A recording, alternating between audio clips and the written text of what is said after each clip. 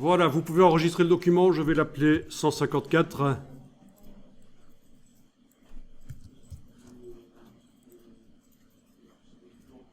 C'était juste des petits tests très intéressants, à mon sens, de voir que la mise en page peut être modifiée par InDesign quand même. Je ferme le document quand je l'ai enregistré.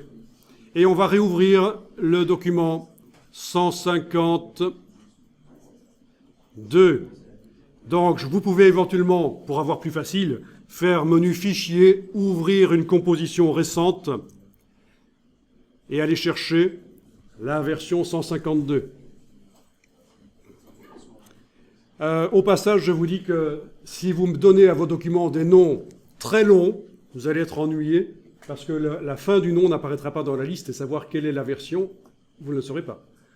Donc ici, c'est un nom tout court, donc ça va. Voilà. Version 152, on est revenu vers notre document vertical au format lettre. Si je vais dans Fichier, format de document. Voilà, c'est format lettre ici. OK.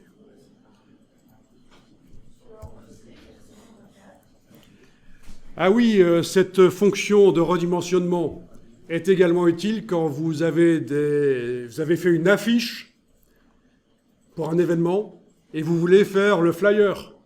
Eh bien, demandez à InDesign de redimensionner l'affiche au format flyer. Il va vous repositionner les éléments et vous n'aurez plus grand-chose à faire. Hein, il faudra corriger peut-être un peu le texte, le positionnement des éléments, mais c'est à ça que ça sert aussi. Cette fonctionnalité, c'est de faire différentes variantes.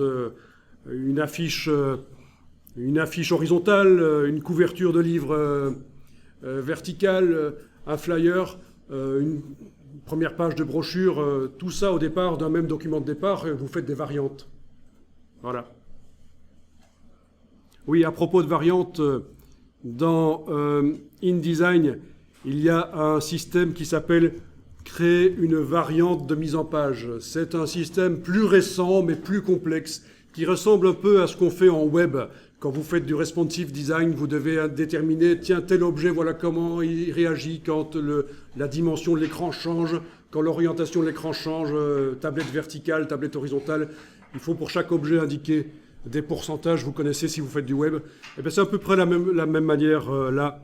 Et les variantes de mise en page vont utiliser la mise en page liquide. Si vous voulez aller voir dans le menu page, mise en page liquide, vous allez un peu voir comment ça fonctionne. C'est une palette spéciale.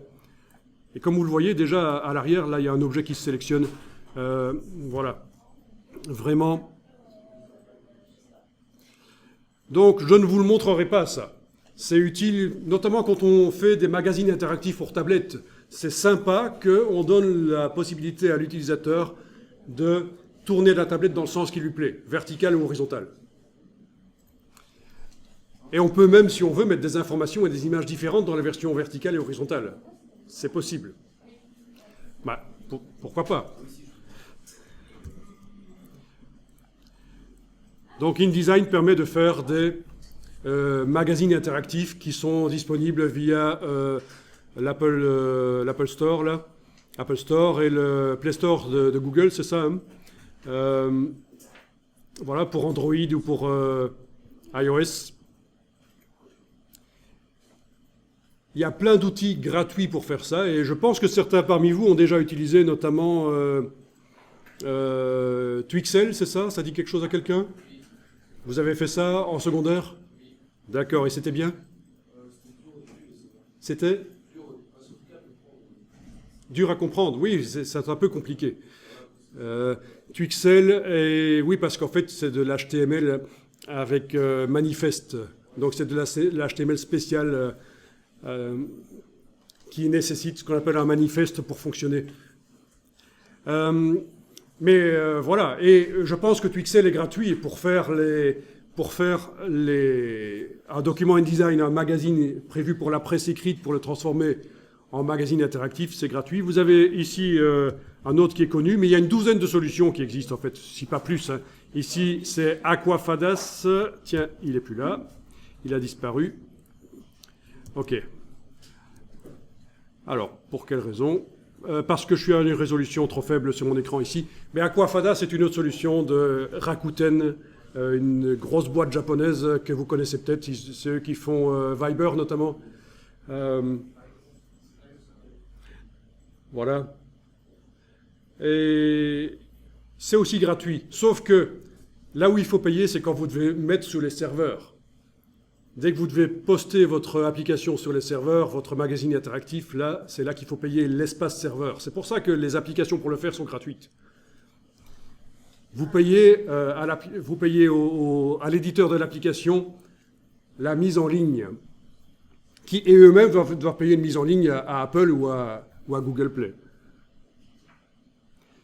Pour mettre un magazine interactif sur Google Play ou quoi que ce soit comme application, c'est plus facile que pour Apple.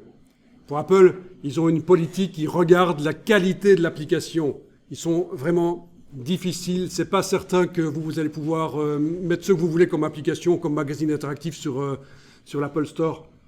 Il faut que ce soit validé. Sur le Google Store, c'est plus cool. Et vous le savez, si vous connaissez iOS et Android, vous voyez que sur Android, il y a beaucoup d'applications et de jeux qui sont pourris. Ce qui est moins le cas normalement chez Apple.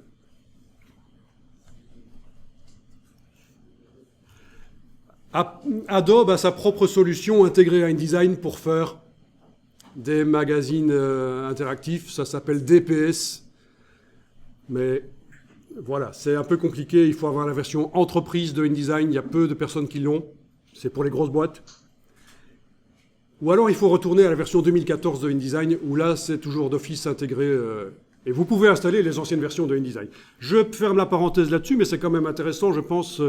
notamment pour ceux qui vont faire du web ou de la publication de magazines, parce que c'est complémentaire maintenant, hein, les magazines interactifs pour tablettes, et c'est encore différent du livre EPUB, du livre interactif. C'est encore autre chose de livre interactif. Un peu plus facile, mais moins de possibilités au niveau du design.